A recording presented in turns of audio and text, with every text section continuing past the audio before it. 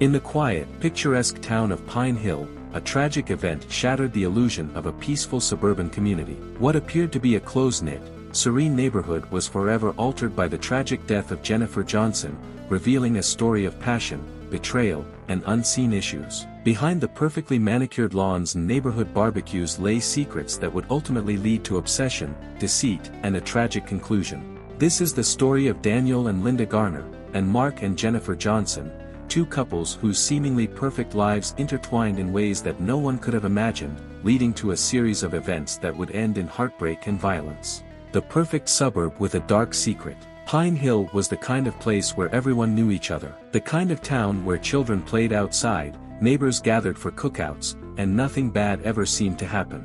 Daniel Garner, a well-respected architect, lived with his wife Linda, a dedicated third-grade teacher. The Garners seemed to have it all: a beautiful home, successful careers, and a happy marriage. Their friends, Mark and Jennifer Johnson, had moved to Pine Hill 5 years earlier. Mark was a financial advisor with an easy smile, and Jennifer was known for her charm and magnetic personality. The couples quickly became close friends, spending weekends together, vacationing, and sharing their lives. But beneath the surface, there was something else. The Garners and Johnsons had a secret, a lifestyle choice that added excitement but would eventually spiral out of control. It all began at a dinner party. Fueled by wine and a sense of adventure, the topic of open relationships came up. What started as an idea to spice up their marriages soon became a reality, with all parties agreeing to boundaries meant to protect their primary relationships. At first, it worked. The couples were happy, their marriages seemed stronger, and their unconventional arrangement was their well-guarded secret. But as the months passed, things began to change, especially for Daniel. Daniel's growing obsession. What started as an arrangement based on excitement and mutual trust turned into something far more dangerous. Daniel found himself increasingly drawn to Jennifer. It wasn't just the thrill anymore, he was captivated by her.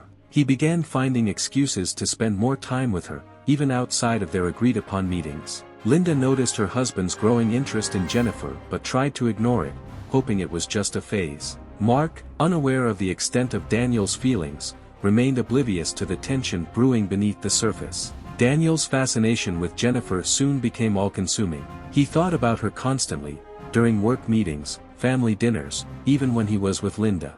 His once successful career began to suffer as his mind drifted more and more to Jennifer. He started to volunteer for tasks that would allow him to be near her, and his behavior became increasingly erratic. Linda, although suspicious, chose not to confront him, fearing the truth might be worse than she imagined. Jennifer, initially flattered by Daniel's attention, soon began to feel uncomfortable. His touches became more possessive, his words more intimate. She tried to distance herself, discussing her concerns with Mark, who dismissed them, believing Daniel was just being overly friendly. But Jennifer knew something had changed, and it scared her. The weekend getaway, a turning point. The tipping point came during a weekend getaway to a lakeside cabin, a trip meant to help the couples reconnect. Instead, it only highlighted Daniel's growing obsession. He monopolized Jennifer's time, insisting on taking her out on the lake alone, leaving Mark and Linda behind. The tension was palpable. One night, while sitting by the fire, Daniel made a comment that crossed a line. He spoke about leaving everything behind, just the two of them starting fresh. Jennifer, shocked and uncomfortable, excused herself and went to bed early. Linda, overhearing the conversation, confronted Daniel. But he dismissed her concerns, refusing to acknowledge the depth of his feelings. Over the next few weeks, Daniel's behavior became more erratic. He began following Jennifer, showing up at her yoga classes, and even appearing at her workplace unannounced. Jennifer's unease turned to fear. She confided in a close friend who advised her to distance herself from Daniel as much as possible. Determined to regain control, Jennifer decided to end the arrangement altogether. She hoped that by doing so, Daniel would come to his senses and they could all move on.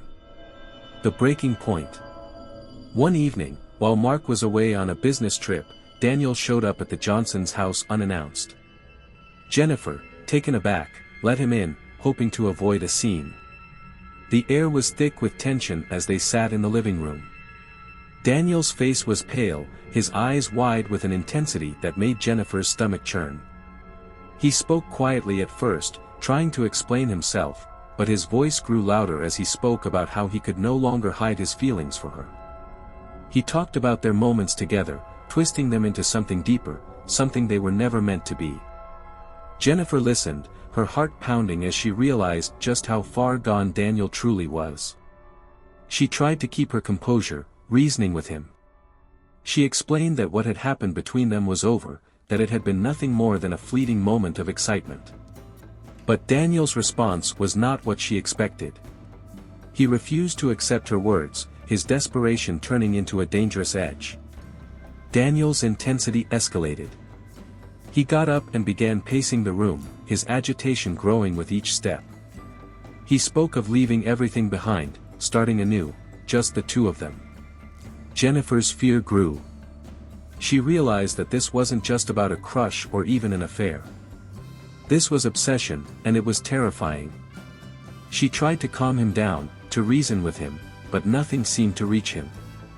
The situation took a darker turn when Daniel suddenly grabbed Jennifer's arm, his grip tight and unrelenting. Jennifer's voice caught in her throat as she struggled to pull away. She demanded that he let go, her fear turning into anger. She was done being afraid. She managed to yank her arm free, her voice rising as she told him to leave, to respect her marriage, to respect her boundaries. For a moment, Daniel just stared at her, his expression a mix of hurt and disbelief. Finally, he turned and left, slamming the door behind him. Jennifer stood there, her whole body shaking. She knew this wasn't over. She felt a deep sense of dread settle in her chest, knowing that Daniel's obsession had reached a point of no return. She needed help.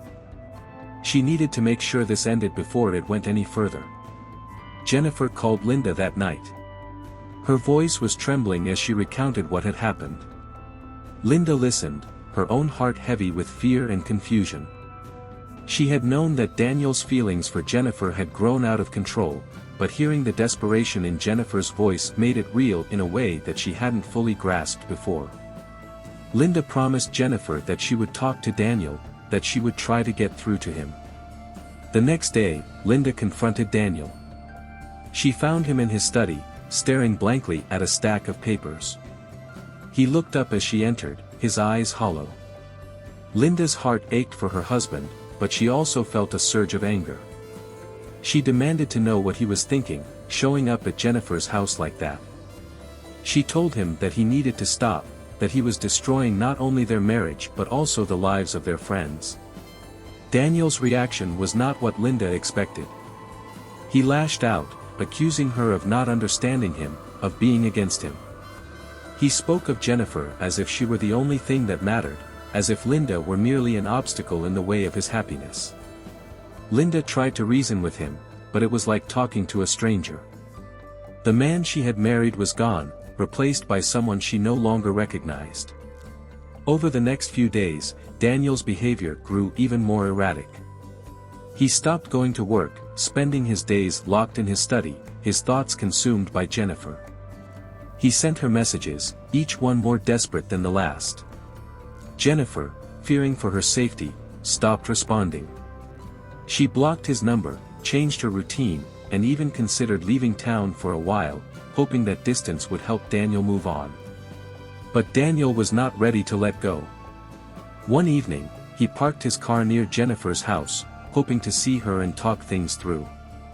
When he saw her through the window, his heart raced. He felt a mix of longing and anger, a need to be close to her, to make her understand. He got out of the car and approached the house, his footsteps silent on the pavement. He knocked on the door, his heart pounding in his chest. Jennifer opened the door, her face going pale when she saw him. She tried to close the door, but Daniel pushed his way inside. The confrontation that followed was heated. Jennifer stood her ground, her voice steady as she told him to leave, to stay away from her. But Daniel was beyond reason. He spoke of love, of a future together, his words growing more frantic as Jennifer continued to reject him. The argument escalated until Jennifer, her patience exhausted, firmly told him to leave. The sound of her voice seemed to snap something inside Daniel. He looked at her, his eyes wide with a mix of pain and rage. For a moment, neither of them moved. Then, as if realizing the gravity of what was happening, Daniel turned and fled, leaving Jennifer standing there, shaken and terrified. Jennifer knew then that she couldn't handle this on her own. She needed help, real help. She called the police that night, filing a report against Daniel. She also reached out to Mark, finally telling him everything. Mark was shocked, angry, and filled with guilt for not seeing the signs earlier. He promised Jennifer that he would protect her, that they would get through this together. The events of that night marked the true breaking point. It was no longer about a secret affair or a misguided obsession, it was about survival. Jennifer was determined to take back control of her life, to end the nightmare that Daniel had brought into their lives. And as she stood there, watching the police drive away, she felt a flicker of hope. Maybe, just maybe, this was the beginning of the end. Aftermath and justice. The situation reached a tragic climax when Daniel, unable to cope with Jennifer's rejection, made a final desperate attempt to see her, which led to a violent altercation. Jennifer survived the incident, and Daniel was arrested shortly after. During the investigation, it was revealed that Daniel's actions had been escalating for months, with Linda's knowledge but without her full understanding of the extent. Daniel was charged with attempted murder, harassment, and stalking. He received a sentence of 25 years in prison without the possibility of parole.